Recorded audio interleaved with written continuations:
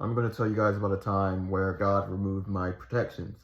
It was my first year being Christian. I was still doing everything under the sun because my faith was very weak and I was very new to trying to follow God.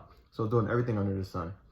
One day, me and my girlfriend were sleeping in the bed together. We had our first daughter, and the baby was in the bed in between us.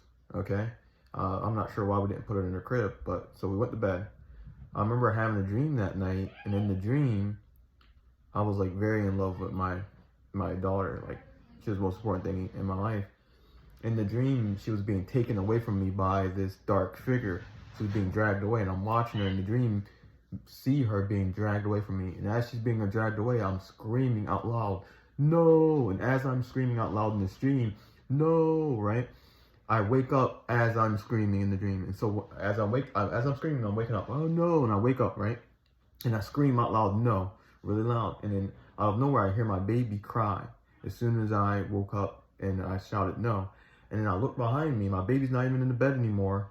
She's on the floor, sitting on her butt, just straight up. And I'm wondering to myself, how did she even get down there? I remember thinking to myself, how did she get down there? How did she not end up getting hurt? Because at this time, I was sleeping in the basement. My room was set up in the basement, and the floor is concrete.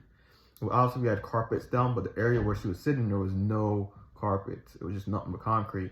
So I was wondering, how did she get past both of us onto the floor, and how did she not hurt herself? And how is she sitting on her bottom, right?